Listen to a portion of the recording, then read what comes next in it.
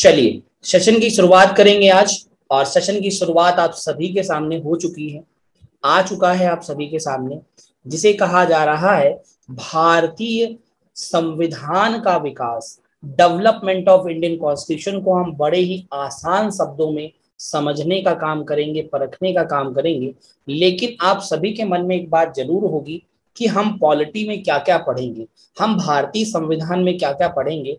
जैसा कि मुझे पता है आप सभी बच्चे जो हैं वो डेडिकेटेड हैं UP triple SC PT exam के लिए। एम आई राइट और रॉन्ग? जल्दी से बता दो, क्या मैं सभी सभी को सही कह रहा हूं? जल्दी से बताएं। जी हाँ, बिल्कुल बिल्कुल बिल्कुल बिल्कुल। तो मैं सबसे पहले तो आपको ये बता दूं कि आप सभी को ये पता होना चाहिए कि आपको संविधान में क्या क्या पढ़ना है। आपको एक सिलेबस पता होना चाहिए कि संविधान में क्या क्या आ सकता है आप सभी के। तो उसको देखते हुए मैं सबसे पहले आपको कुछ बातें बता देता हूं कि आप सभी को मैं क्या क्या पढ़ाऊंगा। पहला होगा development of Indian constitution. Indian constitution को शॉर्ट में आईसी लिखूंगा मैं। आईसी का मतलब होता है इंडियन कॉन्स्टिट्यूशन, और इंडियन कॉन्स्टिट्यूशन का मतलब होता है भारतीय संविधान। तो डेवलपमेंट का मतलब क्या हुआ? भारतीय संविधान का हम विकास पढ़ेंगे। क्या पढ़ेंगे? भारतीय संविधान का विकास पढ़ेंगे।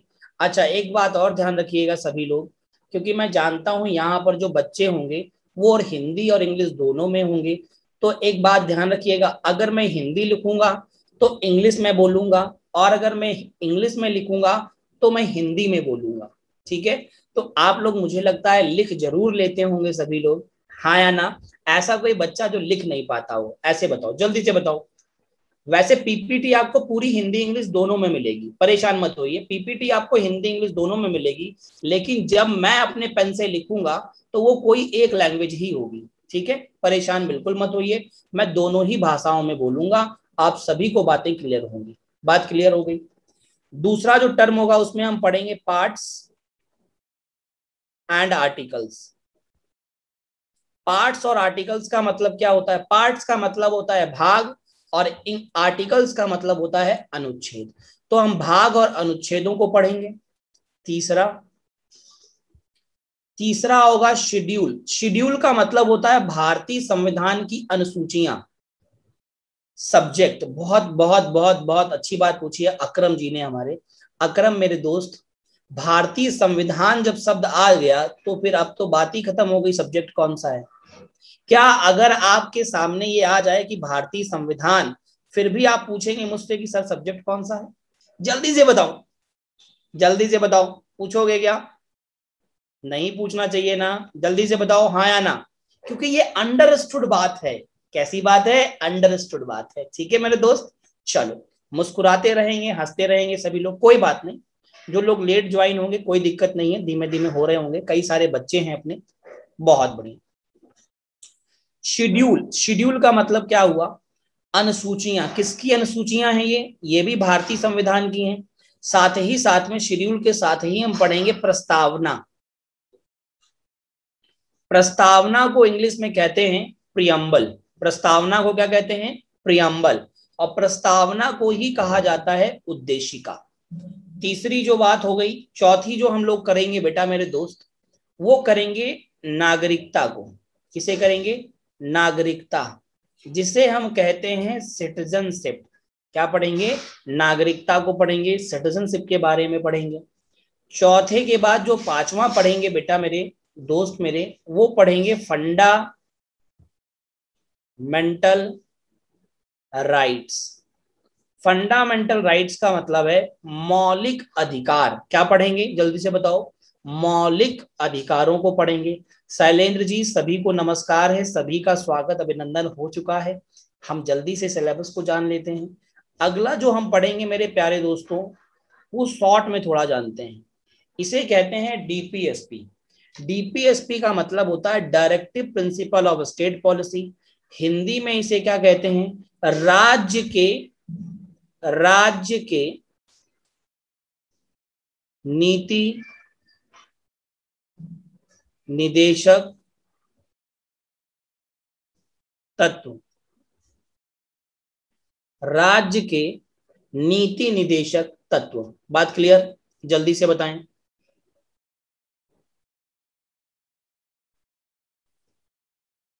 हाँ, तनु राघव, मैंने आपकी बात सुन ली है, लेकिन मैं इंडिविजुअली आपको कुछ भी ऐसी चीज नहीं दे सकता। ठीक है, as per the rules and regulation of institution. हाँ, ये आपको जरूर चीजें मिल जाएंगी, पर ये आपको मॉक टेस्ट के रूप में मिलेंगी तनु जी। ठीक है, तो ये कहना थोड़ा सा मुश्किल है। बिल्कुल,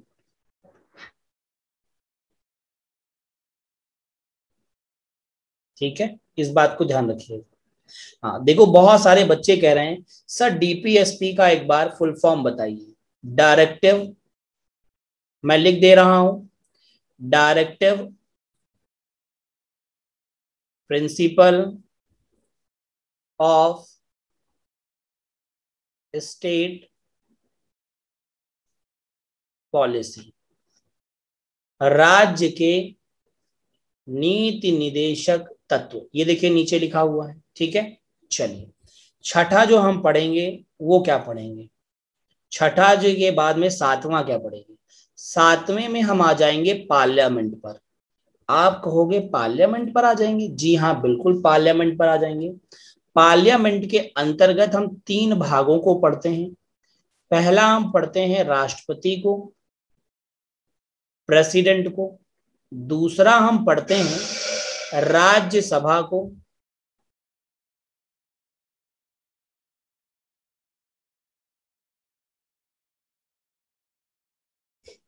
आई होप सो कि कुछ टेक्निकल एरर ना आए।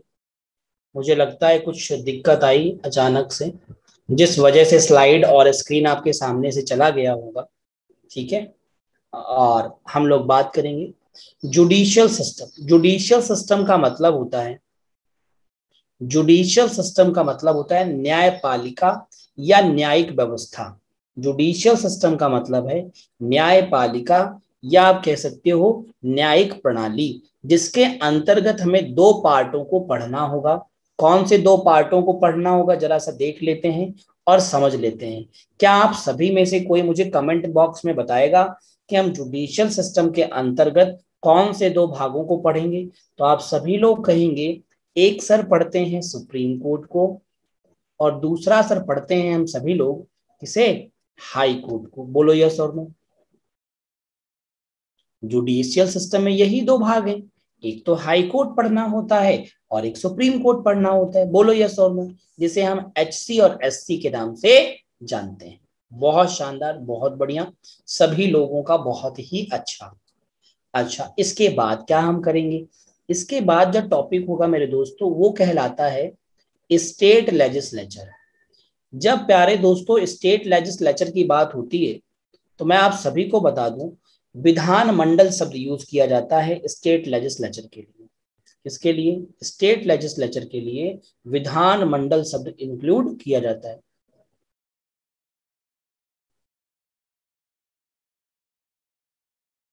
नहीं, यहां हम जुडिशियल एक्टिविटी नहीं पढ़ते हैं, यहां हम सिर्फ सुप्रीम कोर्ट और हाई कोर्ट के बारे में पढ़ते हैं।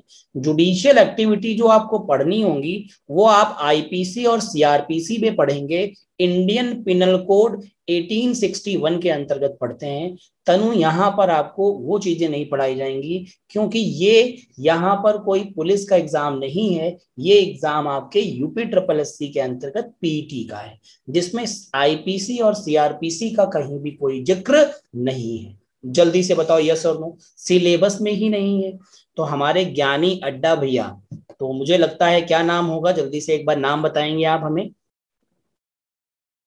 हाँ, नाम आपको चैट बॉक्स में ही लिखना पड़ेगा। ज्ञानी भैया हमारे जल्दी से बताएंगे। चलिए, लेजिस्लेचर में हम लोग जो पढ़ेंगे वो पहला पढ़ेंगे गवर्नर, राज्य का राज्यपाल पढ़ेंगे। दूसरा जो पढ़ेंगे मेरे प्यारे दोस्तों वो क्या पढ़ेंगे, वो पढ़ेंगे हम विधान परिषद के बारे में। इंग्लिश में इसे लेजिस्लेटिव काउंसिल ऑफ स्टेट कहते हैं। क्या कहते हैं, लेजिस्लेटिव काउंसिल ऑफ स्टेट कहते हैं। तीसरा जो हम पढ़ेंगे वो विधानसभा पढ़ेंगे, जिसे हम कहते हैं legislative assembly of state. I hope so guys आप सभी को इतनी बात जरूर क्लियर हुई होगी। जल्दी से बता दें, इतनी बात बच्चों को क्लियर है क्या? अगर इतनी बात क्लियर है तो सब डन डना डन डन है। चलिए अब मैं आप सभी को 10वां पॉइंट बताने का प्रयास करता हूं। अगला इसका पॉइंट क्या होगा, 10वें के बाद हम सभी लोग पढ़ेंगे पंचायत को। किसे पढ़ेंगे?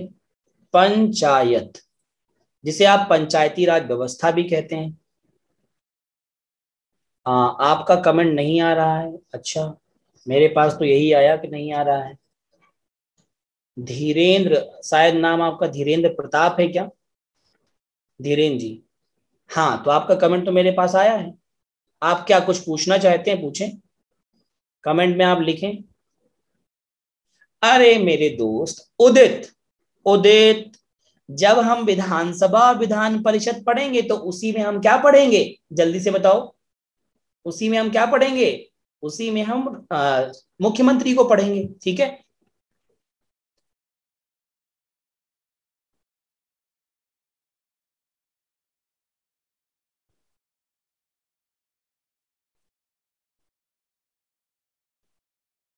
कोई बात नहीं, कोई बात नहीं, वो मेरा नाम लिख के आ रहा होगा, कोई दिक्कत नहीं है, ठीक है। नाम मेरा लिख के आ रहा होगा, कोई परेशानी नहीं, मुझे आ रहा है। 9th के फर्स्ट में क्या लिखा है? ये गवर्नर लिखा है मेरे दोस्त, जहीर गवर्नर, गवर्नर लिखा है, ठीक है। अच्छा, 11वां हम क्या पढ़ेंगे? 11वें में हम जो पढ़ने वाले हैं वो यहाँ पे फाइनेंस कमीशन होगा। फाइनेंस कमीशन का मतलब होता है वित्त आयोग। वित्त आयोग को पढ़ेंगे और यहीं पर हम यूपीएससी को भी पढ़ेंगे और यहीं पर हम इलेक्शन कमीशन के बारे में भी पढ़ेंगे। इसके बारे में, इलेक्शन कमीशन के बारे में, जिसे हम चुनाव आयोग कहते हैं। मतलब इसमें 3 भाग हो गए 11 में। बोलो हाँ या ना, कौन से 3 भाग हो गए, जल्दी से बताओ कमेंट बॉक्स में मुझे। पहला फाइनेंस कमीशन, दूसरा यूपीएससी और तीसरा इलेक्शन कमीशन। 12वां जो अंतिम होगा इसमें हम पढ़ेंगे संशोधन, इसमें पढ़ेंगे हम अमेंडमेंट, और इसके बाद आप सभी की एक क्लास रहेगी मिसलीनियस। किसकी रहेगी? मिसलीनियस। उसमें जो इधर उधर का छूटा छाटा मेरा इधर उधर सब, ठीक है, सारी चीजें आपको मिल जाएंगी। आप सभी लोग मैसेज कर रहे हैं मुझे पे, मेरे पास में आपके मैसेज आ रहे हैं, आप परेशान बिल्कुल मत होइए। आप सिर्फ अपनी बात कहिए, आपको जो अपनी बात पूछनी है वो बात कहिए, इसके अलावा कुछ भी नहीं मेरे दोस्त, ठीक है। हाँ, आपके मैसेजेस सभी के आएंगे, ऐसा नहीं किसी एक का नहीं आएगा, सबके आएंगे, ठीक है। 13 पॉइंट बता दीजिए, बिल्कुल देखिए मैसेज पूछा तुरंत बताया जाएगा। मिसलीनियस, मिसलीनियस का मतलब होता है कि विविध। हिंदी में क्या बोलते हैं मिसलीनियस को? विविध बोलते हैं। मतलब कहने का इसमें कोई टॉपिक स्पेशली नहीं रहेगा कि कोई टॉपिक है स्पेशली, इस बात को आप ध्यान रखिएगा, ठीक है। हाँ, स्पेशली कोई टॉपिक नहीं होगा, जो पूरी पॉलिटी का सार निचोड़ होगा वो वहां बता दिया जाएगा। 11 का दूसरा बता दीजिए बेटा। फाइनेंस कमीशन के बाद में लिखा है यूपीएससी, जिसे हम यूनियन पब्लिक सर्विस कमीशन कहते हैं। जहीर, दीपा, आप कुछ पूछना चाहती हैं? आप जो भी पूछना है बेटा, 12वें पॉइंट बता दीजिए फिर से। अमेंडमेंट ऑफ इंडियन कॉन्स्टिट्यूशन, भारतीय संविधान का जो संशोधन है, उसमें जो संशोधन किए गए हैं अभी तक 105 संशोधन जो हुए हैं, उन 105 संशोधनों के बारे में अध्ययन करेंगे। 9वां पॉइंट क्या है? बहुत अच्छा प्रश्न है। 9वां पॉइंट में बेटा स्टेट लेजिस्लेचर है वेद जी, जिसमें गवर्नर को पढ़ेंगे, विधान परिषद को पढ़ेंगे, विधानसभा को पढ़ेंगे। आई होप सो गाइस इतनी बात क्लियर हो गई होगी, ठीक है। जल्दी से बताओ, इतनी बात क्लियर हो गई क्या? चलिए, बहुत शानदार, बहुत जबरदस्त। सभी लोग बता दें क्या इतनी बात सभी को समझ में आ गई? देखिए, जब आपको समझ में आ जाए तो आप सभी को लिखना है डन डना डन डन, और इतना लिखने के लिए बहुत टाइम नहीं लगेगा, सिर्फ 3 बार डी लिखना है। 3 बार क्या लिखना है? डी लिखना है।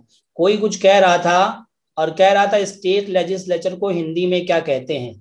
विधान मंडल, राज्य विधान मंडल। वेद प्रकाश, क्या कहते हैं? राज्य विधान मंडल।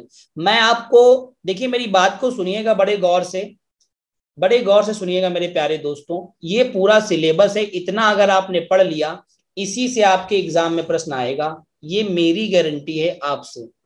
पहले इसमें बहुत सारी बातों को लिखा नहीं है, पर जब आप पढ़ोगे तब आपको पता चलेगा। पार्लियामेंट में आप सिर्फ इतनी ही बातें नहीं पढ़ोगे, राष्ट्रपति के बाद उपराष्ट्रपति भी पढ़ोगे, उपराष्ट्रपति के बाद प्रधानमंत्री भी पढ़ोगे, मंत्री परिषद भी पढ़ोगे, सब पार्लियामेंट के हिस्से हैं। ये वो हैं जो हाईलाइटेड होते हैं। मुद्दा क्लियर हुआ सभी को? बोलो जल्दी से। ठीक है नीरज जी, आपको सिर्फ यूपी ट्रिपल एससी का पेपर देना है। किसका पेपर देना है? यूपी ट्रिपल एससी का। हाँ या ना? जल्दी से बताओ यस और नो। सभी लोग यूपी ट्रिपल एससी की तैयारी करने आए हैं ना? हाँ या ना? कोई ऐसा व्यक्ति जो यूपी पीसीएस की तैयारी करे? ऐसा व्यक्ति कोई यहां नहीं होगा, क्योंकि यहां पर जो एलिजिबिलिटी है वो 10वीं पास और 12वीं पास रखी गई है। इस बात का आप सभी बच्चों को ज्ञान होना जरूरी है, आवश्यक है। बोलो हाँ या ना? ठीक, तो हमारा जो पैटर्न होगा, क्योंकि यहां बच्चा 10वीं पास वाला भी होगा, यहां बच्चा 12वीं पास वाला भी होगा, तो यहां हम उस हिसाब से चलेंगे जो आपका एग्जाम का पैटर्न है। और मैं आपसे कह रहा हूं, लिख लो अपनी कॉपी के टॉप पेज पे, पहले पेज पे, कि राघवेंद्र सर ने कहा है कि जो वो पढ़ाएंगे वही सवाल पॉलिटी में आएगा। जाओ, ये मेरा 12 वर्षों का अनुभव कह रहा है। मैं आपसे ये कोई गर्व वाली बात नहीं कह रहा हूं या कोई प्राउड की बात नहीं कह रहा हूं। मैं सिर्फ ये कह रहा हूं कि जो मैं पढ़ाऊंगा वो 100% आएगा। इसमें कोई दुनिया की ताकत नहीं रोक सकती। ठीक, और इसके लिए इसके लिए विश्वास का जो पात्रता रखनी है वो आप पेपर दीजिएगा, और फिर मैं आपको अपना टेलीग्राम भी दूंगा, परेशान मत होइएगा। आप सभी लोग मेरे टेलीग्राम से भी जुड़ सकते हैं। ठीक, अपनी बात वहां कहिएगा, ठीक है, कि सर आपने कहा था और आया, ना आए तो कह देना नहीं आया था, कह देना नहीं आया था।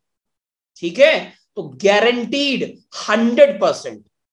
कल मैंने आप सभी की जो ओपन मैराथन थी वहां भी कहा था कि जो मैं पढ़ाऊंगा वही आएगा। दुनिया की कोई ताकत नहीं रोक सकती पेपर में आने से। हाँ, इतना जरूर हो सकता है कि लैंग्वेज उसकी बदल जाए, आंसर नहीं बदलेगा। लैंग्वेज देखिए बदल सकता है। हो सकता है वो निम्नलिखित ना लिखे, वो लिख दे इनमें से। हो सकता है वो दोनों का ना लिखे, लिख दे निम्नांकित में से। हो सकता है निम्नलिखित निम्नांकित इनमें से छोड़ के लिख दे निम्न में से। तो देखिए, लैंग्वेज बदल सकती है पर आंसर नहीं बदलेगा मेरे दोस्त। ये मेरी आपसे गारंटी नहीं, वादा है। ठीक है दीपू, जो भी आप कहना चाहते हैं, मैं चाहूंगा हैंड रेस करने से कोई काम नहीं चलेगा। Please type in the chat box. मैं आपको अभी कोई राइट नहीं दे सकता। अभी क्लास हम लोग शुरू कर रहे हैं, चीजों को बता रहे हैं, समझ रहे हैं, जिनसे कि सभी बच्चों को क्लियरिटी रहे। हाँ बिल्कुल, ये प्रश्न बहुत अच्छी बात है। सबा परवीन ने कहा है क्या पीडीएफ हिंदी में भी रहेगा? अरे मेरे दोस्तों, आपको पीडीएफ हिंदी और अंग्रेजी दोनों में मिलेगा। मेरे लिए यहाँ जितने भी बच्चे हैं, चाहे उन्हें अंग्रेजी आती हो चाहे उन्हें हिंदी आती हो, मेरे लिए सभी समान हैं। और आप सब मेरे भाई बहन जैसे हैं, आप सब मेरे छोटे भाई बहन जैसे हैं। बात क्लियर सभी को? देखिए, आप देख रहे हैं, देखो कहीं यहाँ पे कहीं ऐसा है कि सिर्फ अंग्रेजी लिखी हो हिंदी ना लिखी हो? बताइए, है कहीं ऐसा? बताइए, कहीं ऐसा दिख रहा है आपको कि जहां हिंदी ना लिखी हो? बताओ जल्दी से बोलो, कहीं हिंदी ना लिखी हो। बात क्लियर? आप सभी को दोनों भाषाओं में मिलेगी, ये मेरा वादा है। ठीक, टेंशन बिल्कुल मत लीजिए। अब हम लोग सेशन को शुरू करें। अब सेशन को शुरू करें, जल्दी से बताओ। डन डना डन डन, जल्दी से बता दो एक बार, फिर शुरू करते हैं। देखो क्या लिखा है मैंने, संविधान के विकास को आसान शब्दों में समझो। आसान शब्द समझते हो ना? एकदम आसान, एकदम साधारण भाषा में। चलिए, पहला पॉइंट, कहते हैं कि जो भारत का संविधान है वो सर्वोपरि है। सर्वोपरि का मतलब समझिए, संविधान से ऊपर कुछ भी नहीं। सर्वोपरि का मतलब समझिए, संविधान से ऊपर कुछ भी नहीं। शिवम सिसोदिया, मैंने आपको अनम्यूट किया है, टेल मी गाइस, आप क्या पूछना चाहते हैं? जल्दी से बताइए, अनम्यूट करिए अपने आप को, बताएं। Unmute yourself. दीपू, दीपा नाम है शायद, बोलिए दीपा जी, अनम्यूट योरसेल्फ। आपने हाथ बहुत देर से खड़ा करके रखा है, जल्दी से अपनी बात बताएं, आगे बढ़ें।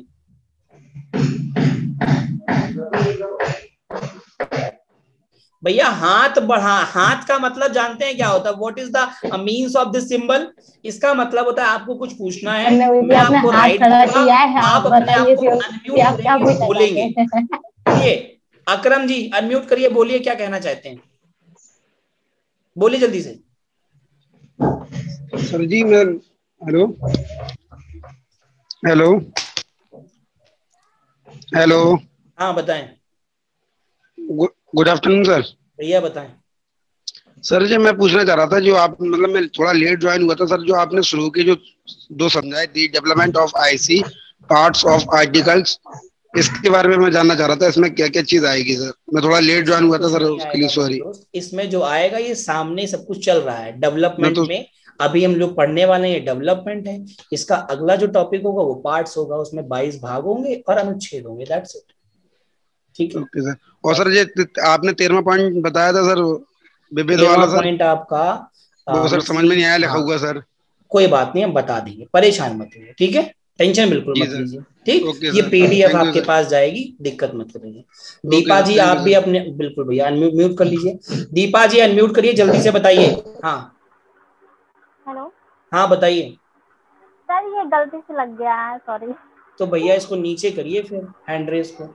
मेरे पास तो ये सिंबल आता है ना, इसको नीचे करिए हाथ को अपने पास का। चलिए, अब मेरी बात को सुनिएगा। जो भारत का संविधान है वो सर्वोपरि है। सर्वोपरि का मतलब होता है उसके ऊपर कुछ भी एग्जिस्ट ही नहीं करता। जो कुछ संविधान में लिखा है, चाहे फिर प्रधानमंत्री हो, चाहे फिर वो कोई भी मंत्री हो, चाहे राष्ट्रपति हो, अगर संविधान के अनुसार वो गलत पाए जाते हैं तो उन्हें पनिशमेंट मिलेगा, और अगर सही है तो उन्हें नहीं मिलेगा। ऐसा भी है, संविधान से बढ़कर कुछ भी नहीं है। दूसरी बात, तो भारत का संविधान कैसा है? सर्वोपरि। दूसरी बात क्या आती है कि it is longest written constitution across the world. पूरी दुनिया में, पूरे विश्व में भारत का जो संविधान है, भारत का जो संविधान है वो पूरी दुनिया में सबसे बड़ा लिखित संविधान है। सबसे बड़ा लिखित संविधान है। इसका मतलब क्या हुआ कि सबसे पहले संविधान लिखा किसने होगा? सबसे पहले संविधान लिखा था यूएसए ने। किसने लिखा था? यूएसए ने। मतलब रिटन कॉन्स्टिट्यूशन की जो परंपरा की शुरुआत है वो यूएसए ने की थी। और यूएसए का जो कॉन्स्टिट्यूशन है वो स्मॉलेस्ट कॉन्स्टिट्यूशन भी कहा जाता है, या लघु संविधान भी कहते हैं। किसे? बोलो जल्दी से। तो आप कहोगे यूएसए के संविधान को। अब बात आती है भारत का जो संविधान है उसकी अगर मैं चर्चा करूं, उस रिस्पेक्ट में अगर मैं बात करूं, तो आप सभी को पता होना चाहिए भारत का संविधान कब बना। तो आप कहोगे ये तो प्रश्न बहुत अच्छा है, एग्जाम बहुत बार आया। कैसे बना? तो उसके लिए संविधान सभा को लाना होगा। इसके लिए मुझे प्री इंडिपेंडेंस और आफ्टर इंडिपेंडेंस दोनों की बातें करनी होंगी। तो अभी जो मैं फिलहाल में बातें करूंगा वो आपकी प्री इंडिपेंडेंस, आजादी से पहले की बातें करूंगा, और वहां पर आप सभी को समझाने की काम करूंगा और जानने की कोशिश करूंगा। चलिए, कहते हैं कि भारतीय संविधान में जो इंडियन कॉन्स्टिट्यूशन है, उस इंडियन कॉन्स्टिट्यूशन की अगर मैं बात करूं, या मैं कह दूं भारतीय संविधान की अगर मैं बात करता हूं मेरे दोस्तों, तो कहा जाता है हमारे संविधान में, क्या मैंने कहा? हमारे संविधान में जो पार्ट्स थे, जो पार्ट्स का मतलब जो भाग थे ओरिजिनल संविधान में, उनकी संख्या 22 थी। जो हमारे संविधान में क्या थे? शेड्यूल थे, जो अनुसूचियां थी, उनकी संख्या 8 थी। और जो हमारे संविधान में आर्टिकल्स थे, या हमारे संविधान में अनुच्छेद थे, उनकी संख्या 395 थी। ये मैं बात कर रहा हूं ओरिजिनल कॉन्स्टिट्यूशन की। अब आप कहेंगे ओरिजिनल कॉन्स्टिट्यूशन से क्या तात्पर्य है सर आपका? ओरिजिनल कॉन्स्टिट्यूशन से तात्पर्य मेरा ये है मेरे दोस्तों कि जो मूल संविधान था, क्योंकि संविधान में परिवर्तन हुए, और जब संविधान में परिवर्तन हुए तो कई सारे बातें अलग अलग समय में निकल के आई। बोलो यस और नो, निकल के आई कि नहीं? तो जब संविधान में परिवर्तन हुए तो भागों की संख्या भी बढ़ गई, अनुसूचियों की संख्या भी बढ़ गई और अनुच्छेदों की भी संख्या बढ़ गई। अगर मैं भागों की बात करता हूं तो भागों में पार्ट 4A जोड़ा गया, पार्ट 9 जोड़ा गया और पार्ट 14 भी जोड़ा गया। अब इनको अगर हम देखें और समझें तो आप सभी को यहां समझ में आएगा कि भागों की संख्या कितनी हो गई। तो आप कहेंगे भागों की संख्या तो 25 हो गई। अनुसूचियों में नाइन्थ अनुसूची या शेड्यूल 9 आया, शेड्यूल 10 आया, शेड्यूल 11 आया और शेड्यूल 12 आया। तो इस प्रकार से संशोधन हुआ तो हमारे संविधान में 12 शेड्यूल हो गए वर्तमान में। अब इसी प्रकार मैं अगर बात करूं कॉन्स्टिट्यूशन में आर्टिकल्स की, तो सब आर्टिकल अगर मैं जोड़ूं तो उनकी संख्या 395 से बढ़कर के 470 हो गई। यहां पर आप क्या करेंगे, 470 कर लेंगे, क्योंकि दिन प्रतिदिन ये क्या हो रहे हैं, बढ़ते जा रहे हैं। जैसे सब का मतलब क्या होता है, कई लोगों के मन में आए कि सर सब क्या होता है। सब का मतलब जैसे मैं आप सभी से कहूं, क्या कहूं, आप सभी के हाथों में कितनी उंगलियां हैं, टेल मी गाइस फास्ट। आप सभी के हाथों में कितनी उंगलियां, टेल मी फास्ट। 10। शिवांगी, ठीक है, प्रेम, लो, कोई कह रहा है 8 ही हैं, ये तो अपवाद हो गया, ठीक है कोई बात नहीं। और कोई हो सकता है, अब मेरी बात को सुनिएगा बहुत गौर से। नवीन सिंह हैंड रेज कर रहे हैं, आप हैंड रेज नीचे कर लें मेरे दोस्त, इसका कोई अर्थ नहीं होगा अभी फिलहाल में। चलिए अब मेरी बात को ध्यान रखिएगा, अब मेरी बात को ध्यान रखिएगा। मैंने ये सवाल क्यों पूछा, अब मैं कहूं ऋतिक रोशन के हाथों में कितनी उंगलियां हैं, ऋतिक रोशन के हाथों में कितनी उंगलियां हैं, कभी गौर से देखा है? कोई कह रहा है 11 है। इसका मतलब 11 उंगलियां नहीं है, उस एक उंगली में उसकी एक और सब उंगली निकल आई है, तो वो 11 नहीं कही जाएंगी, वो कही तो 10 ही जाएंगी। बोलो यस और नो। इस वजह से ध्यान रखिएगा, भारतीय संविधान में अनुच्छेद तो 395 ही हैं, लेकिन इसके अंदर जैसे 19 का ए आ गया, 21 ए आ गया, 39 ए आ गया, 51 ए आ गया। बात समझ रहे हैं? इस तरीके से जो ABCD जुड़ी, उस तरीके से ये 470 हो गए और उसी तरीके से ये 22 से बढ़कर के 25 हो गए। मेरी बात समझ में आई सभी को भी नहीं? बताओ जल्दी से। भारतीय संविधान में वर्तमान में 468 की जगह आप 470 कर लेंगे बस। 25 पार्ट्स और 12 अनुसूचियां हैं, जबकि संविधान जब बना था तब 395 अनुच्छेद, 22 भाग और 8 अनुसूचियां विद्यमान थी। बिल्कुल। चलिए बात क्लियर सभी बच्चों को? चलिए आगे बढ़ता हूं मैं और आप सभी के सामने एक और बात को समझाने का प्रयास करता हूं। हुआ क्या, हुआ क्या, चलिए बहुत बढ़िया, बिल्कुल ये बात आपने बिल्कुल प्रेम जी सही कही है। ये पंचायती राज व्यवस्था में आपको मिलेंगे, जो कि आर्टिकल नंबर 243A से लेके आर्टिकल नंबर 243O तक, और फिर जो नगर निकाय हैं जिसमें म्युनिसिपैलिटीज को बताया गया है, वो आर्टिकल नंबर 243O से लेकर के आर्टिकल नंबर 243 तक है। बात क्लियर प्रेम जी? संजीव जी कह रहे हैं सर डाउट है, बताएं आप क्या कहना चाहते हैं। डाउट जो है यहां पर लिखें, आप बताएं। चलिए आगे मैं आपको बता दूं कि हमारे संविधान के कुछ एक्ट हैं। क्या है? एक्ट हैं। भारतीय संविधान के कुछ अधिनियम, एक्ट को क्या बोलते हैं हम लोग? हाँ, तो आर्टिकल की काउंटिंग में कोई ऐसा डाउट ही नहीं है। मैंने तो साफ साफ बोला कि भारतीय संविधान में अनुच्छेदों की संख्या 395 है, लेकिन अगर सब अनुच्छेद जोड़ दिए जाएंगे तो वो 470 हो जाएंगे। हो सकता है आपने कभी पहले पढ़े हो तो 440 ही पढ़े हो सकता है आपने कभी और पढ़ा हो 444 पढ़े हो, 448 पढ़े हो, तो डे बाई डे तो बढ़ते जा रहे हैं। आगे बताइए।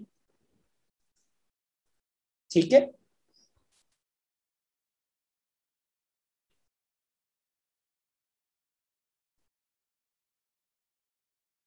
अब मेरी बात को ध्यान से सुनिएगा। दो तरीके के एक्ट हैं, एक प्री इंडिपेंडेंस आजादी से पहले वाले हैं, ठीक है, कुछ पोस्ट इंडिपेंडेंस है, लेकिन हमें जो वर्तमान में पढ़ने हैं लेटेस्ट, बहुत बढ़िया लेटेस्ट। आप कहोगे, देखिए दो तरीके के प्रश्न हैं प्रेम प्रकाश जी, दो तरीके के प्रश्न हैं। दो तरीके के प्रश्न सुनिएगा, मेरी बात गौर से। जैसे मैं आप सभी से कहूं कि निम्नलिखित में से भारतीय संविधान में अनुच्छेदों की संख्या कितनी थी का मतलब we can talk about the past, तो आप कहोगे इतनी थी। दूसरा प्रश्न सुनिएगा, निम्नलिखित में से भारतीय संविधान में या निम्नलिखित में से भारतीय मूल संविधान में अनुच्छेदों की संख्या कितनी है? 395। अब शब्द सुनिएगा, निम्नलिखित में से भारतीय संविधान में अनुच्छेदों की संख्या कितनी है जिसमें सह अनुच्छेद भी शामिल है? तो अब आंसर क्या करेंगे? मुद्दा क्लियर? मैंने आपको 3 सवाल बताए, इन 3 सवालों में आपके ऑप्शन में या आपके को पेपर में कौन सा होगा ये मैं कह पाने में सक्षम नहीं हूं, क्योंकि एग्जामिनर मुझसे पूछ के पेपर नहीं बनाएगा, लेकिन हाँ इनमें से कोई एक ही होगा सवाल। ठीक, मोस्ट प्रोबेबली जो सवाल होगा वो ये होगा कि निम्नलिखित में से भारतीय मूल संविधान में अनुच्छेदों की संख्या कितनी है। मुद्दा क्लियर? जल्दी से बताएं प्रेम प्रकाश जी, आपकी बात क्लियर हो गई? प्री इंडिपेंडेंस में क्या हुआ उस बात को समझने का प्रयास करिएगा और जानने की कोशिश करिएगा। प्री इंडिपेंडेंस में क्या हुआ कि भारत में जो एक्ट आए वो 2 भागों में आए। अब आप कहेंगे 2 भागों में क्यों आए? 2 भागों में इसलिए आए क्योंकि भारत 2 भागों में रहा। ठीक है, भारत 2 भागों में कैसे रहा? पहला, भारत में ईस्ट इंडिया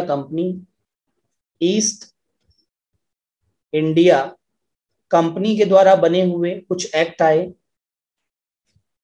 दूसरे जो आए वो आए थे ब्रिटिश पार्लियामेंट या मैं कह दूं ब्रिटिश क्राउन के द्वारा बने हुए। ब्रिटिश क्राउन को एक दूसरा नाम दिया जाता है क्वीन रूल। क्या कहते हैं इसे? Queen rule. क्वीन रूल का मतलब होता है रानी का शासन। किसका शासन मेरे प्यारे दोस्त? रानी का शासन। इस बात को आप ध्यान रखिएगा। अब जो ईस्ट इंडिया कंपनी के द्वारा होता क्या है कि जो किंग ऑफ ब्रिटेन है, ब्रिटेन के जो राजा और रानी हैं, अगर मैं इनकी बात करूं 1600 में, सन 1600 में ईस्ट इंडिया कंपनी स्थापित की जाती है। और जब ये स्थापित हो जाती है, इसे लंदन में स्थापित किया गया था, ये भी बात ध्यान रखिएगा, नहीं तो आप सोचे भारत में स्थापित हुई थी। नहीं, ये जब स्थापित हो जाती है मेरे प्यारे दोस्तों, तो ये पहुंचती है ब्रिटेन के राजा के पास और राजा से एक अधिकार पत्र प्राप्त करती है, जो कि अधिकार पत्र इन्हें एक कहते हैं राइट देता है और कहता है कि पूर्वी देशों के साथ या पूर्वी देशों में आप व्यापार कर सकते हैं। जो ईस्टर्न कंट्रीज हैं वहां पर आप जाकर के व्यापार कर सकते हैं। और इसी के अंतर्गत ईस्ट इंडिया कंपनी भारत में क्यों आई थी? तो आप भी कहेंगे ईस्ट इंडिया कंपनी जो भारत में आई थी सर, वो व्यापार करने के पॉइंट ऑफ व्यू से आई थी या व्यापार करने आई थी।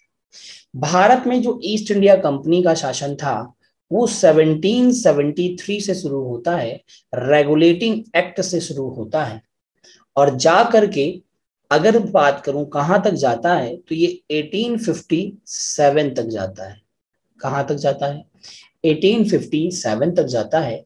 और 58 में एक नया शासन शुरू हो जाता है जो कि 1947 तक रहता है, जिसे आप कहते हैं crown rule, British crown rule, या आप कह सकते हैं क्वीन रूल। मुद्दा क्लियर?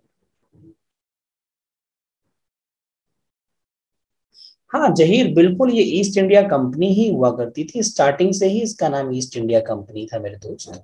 बिल्कुल बिल्कुल, यहाँ पर सिपोए, हाँ बिल्कुल बिल्कुल, प्रकाश जी की बात बिल्कुल सही है। 1857 का जो आपका विद्रोह था, अगर मैं उसकी बात करूं, 1857 का जो विद्रोह था अगर मैं उसकी बात करूं, तो यहाँ पर आप देखने को पाएंगे कि 1857 के विद्रोह के बाद ही भारत में डिक्लाइन ऑफ ब्रिटिश शुरू हो गया। और डिक्लाइन ऑफ ब्रिटिश धीमे धीमे, क्योंकि कोई भी चीज एकदम से तो खत्म नहीं होती, आप भी समझदार हैं, बोलो यस और नो। बात क्लियर हो गई सभी को? जल्दी से बताएं, बोलो जल्दी से भाई, इतना मुद्दा सभी को क्लियर है?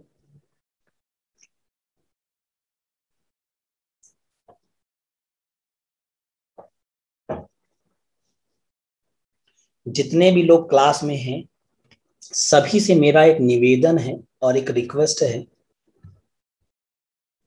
वो रिक्वेस्ट ये है कि आप सभी लोग मुझे ध्यान से सुनेंगे, क्योंकि दोबारा रिपीट करना थोड़ा सा मेरे लिए मुश्किल है।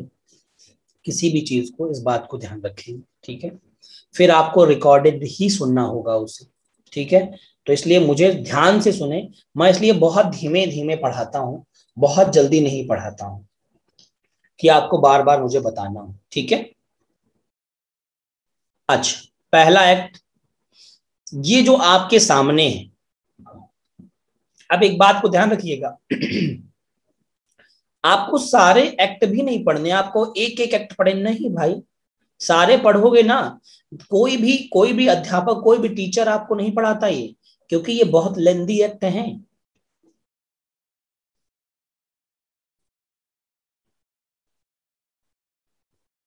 कुछ जी इसकी ट्रिक, इसकी एक्ट की कोई ट्रिक नहीं होगी, क्योंकि जो भी प्रश्न बनता है वो डायरेक्ट कभी नहीं बनता, पहली चीज। हाँ, डायरेक्ट कुछ जगह से भले क्वेश्चन बन जाए एक्ट में कि ये एक्ट कब आया था, वर्ष आ जाए, लेकिन डायरेक्ट क्वेश्चन इसलिए नहीं बनता क्योंकि charter act, charter act, charter act. अब आप कौन सा आंसर करोगे, क्योंकि सारे नाम तो सेम ही थे, ठीक है? तो इसलिए डायरेक्ट क्वेश्चन नहीं बनेगा यहां से, इसके अंदर की बातों से क्वेश्चन बनेगा। किससे बनेगा क्वेश्चन? इसके अंदर जो बातें हैं उनसे क्वेश्चन बनेगा। बात क्लियर? बोलो। अब मेरी पहला पॉइंट सुनो। रेगुलेटिंग एक्ट जो आया कब आया? 1773 में। पिट्स इंडिया एक्ट कब आया? 1784 में। चार्टर एक्ट कब आया? 1813 में। हाँ बिल्कुल बिल्कुल प्रेम प्रकाश जी, बिल्कुल। अब बात करें अगर हम, तो चार्टर एक्ट 1833 आया, चार्टर एक्ट 1853 आया। ये वो एक्ट हैं जो सारे के सारे ईस्ट इंडिया कंपनी के द्वारा लाए गए। किसके द्वारा लाए गए? ईस्ट इंडिया कंपनी के द्वारा लाए गए थे। ये वो सारे एक्ट हैं, ठीक? अगली बात को सुनिएगा पहले। ये वो सारे एक्ट हैं जो क्वीन रूल में आए थे, या मैं कह दूं जो क्राउन रूल में आए थे।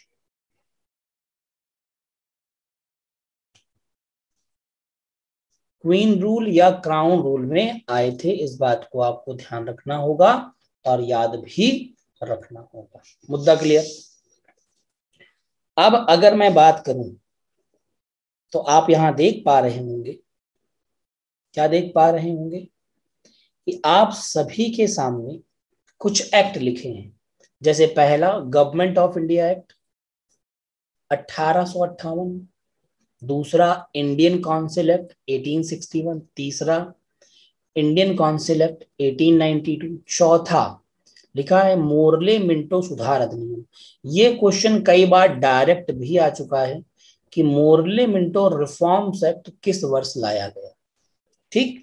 अगला है क्लेम्सफोर्ड एक्ट, कब आया? 1919 में आया। क्लेम्सफोर्ड एक्ट को हिंदी में चेम्सफोर्ड एक्ट कहते हैं।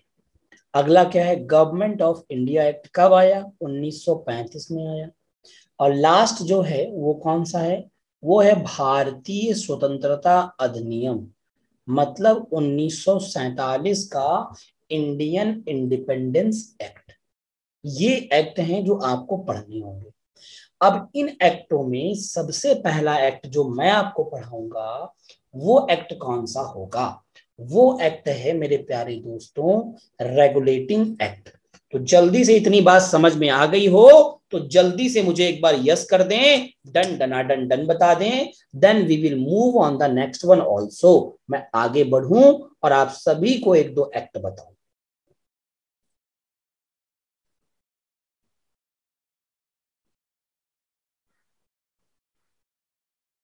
बहुत शानदार, ठीक है, बहुत बढ़िया, बहुत बढ़िया, जबरदस्त बेटा, जबरदस्त, ठीक है, बहुत अच्छे। अब मेरी बात को सुनिएगा, मैं ये इरेज भी करूंगा।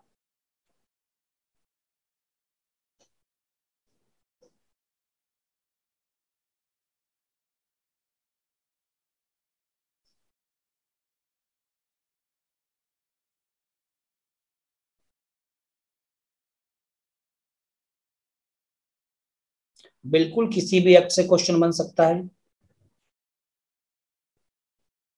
ठीक है।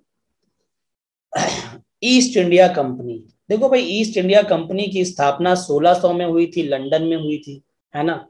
इससे ज्यादा कुछ बताना नहीं है ईस्ट इंडिया कंपनी ने। इसने जो एक्ट बनाए वो 1773 से लेके 1857 तक बनाए थे। बात क्लियर हो गई। बाकी आप सभी लोग, जो भी लोग लेट आए हैं बहुत ज्यादा, वो सभी लोग एक बार रिकॉर्डेड की तरफ मूव करेंगे, थोड़ा बहुत जो लेट हुए हैं और सुन लेंगे वहां से। रेगुलेटिंग एक्ट पहला एक्ट है। इसमें सबसे पहला जो पॉइंट बनता है वो ये बनता है, वो क्या बनता है, ध्यान रखिएगा। रेगुलेटिंग एक्ट में क्या हुआ कि यहां पर जुडिशियल सिस्टम की शुरुआत की गई। अब आप कहोगे सर जुडिशियल सिस्टम, इसका मतलब है कि भारत में न्यायिक व्यवस्था की शुरुआत की गई। किसकी व्यवस्था? न्यायिक व्यवस्था की शुरुआत की गई, ठीक है, न्यायिक व्यवस्था की शुरुआत की गई। अब अगर मैं न्यायिक व्यवस्था के अंतर्गत बात करूं तो भारत में क्या आया, इसे कब पास किया गया? इसे पास किया गया 1773 में, कोई बात नहीं, ठीक है, 1773 में इसे क्या किया गया, पास किया गया। और भारत में इसे लाया गया 1774 में। कब लाया गया? 1774 में लाया गया, ठीक है। अब अगर मैं बात करूं तो इस 1774 में क्या आया? सुप्रीम कोर्ट आया। क्या आया था? Supreme court. और ये सुप्रीम कोर्ट जो स्थापित किया गया था, उसे स्थापित किया गया था कलकत्ता में। कहाँ स्थापित किया गया था? कलकत्ता या कलकत्ता में स्थापित किया गया था। जब ये सुप्रीम कोर्ट स्थापित किया गया उस समय it is what, it is 4 member body. मतलब इसमें जजों की जो संख्या थी वो 4 थी, जिसमें से एक चीफ जस्टिस, एक कौन था? Chief justice. और जो 2 थे, सॉरी जो 3 थे, वो उसके सहयोगी जज, या आप कह सकते हैं सबऑर्डिनेट जजेस।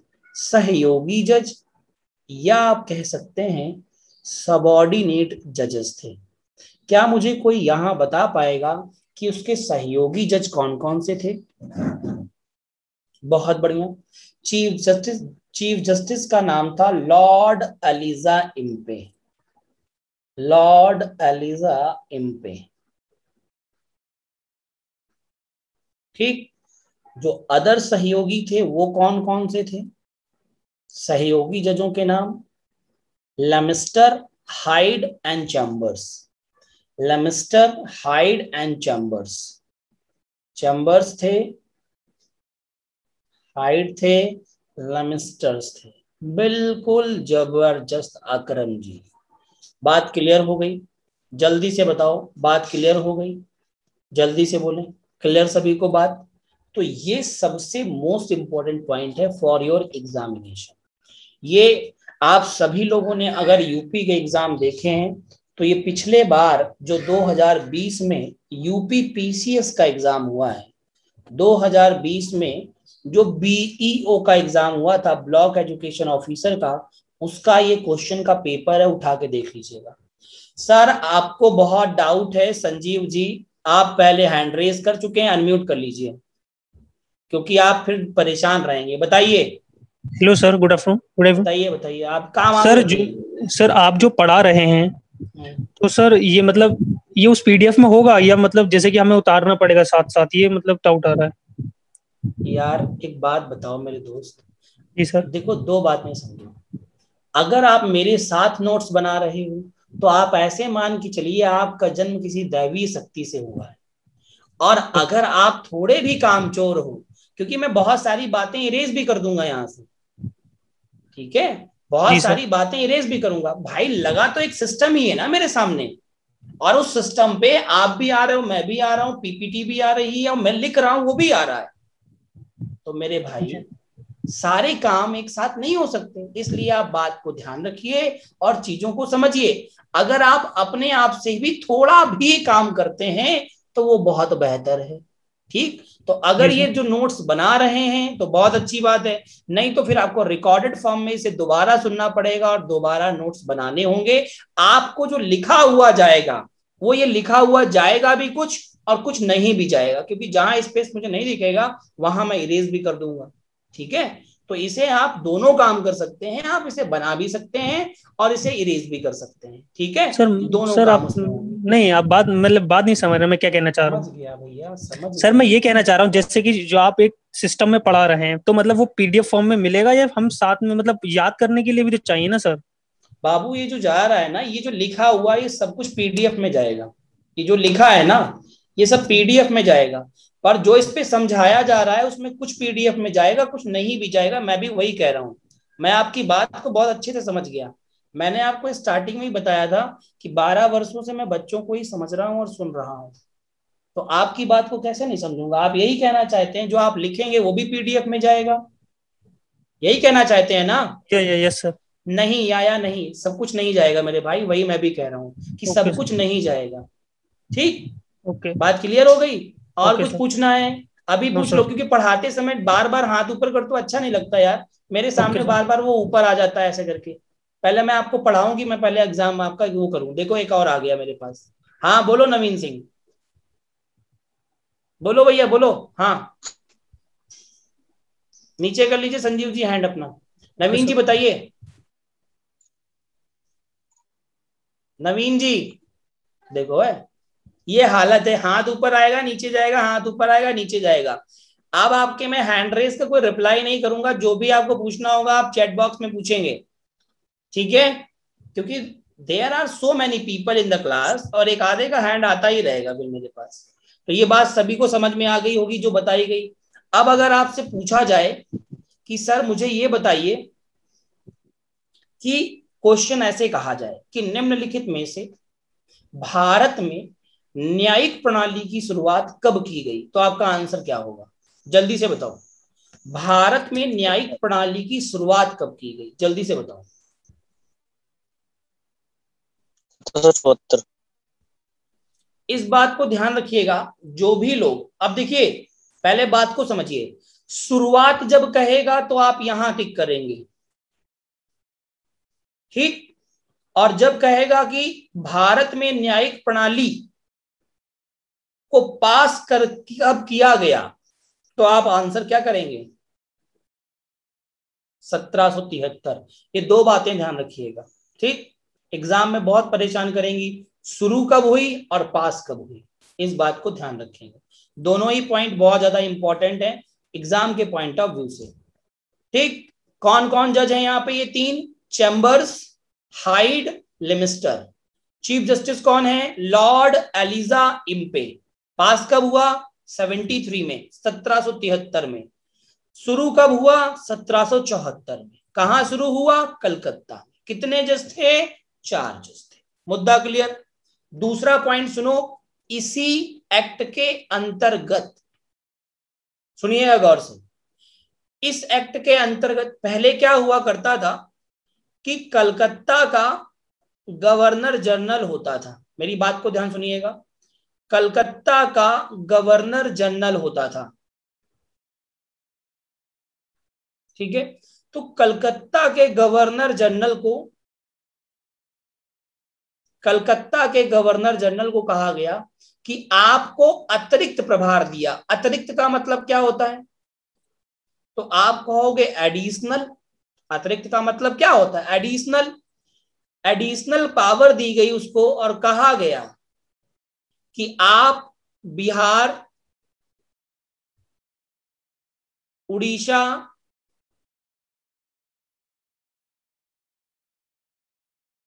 और बंगाल, इन तीनों ही जगहों के लिए लॉ बनाओगे।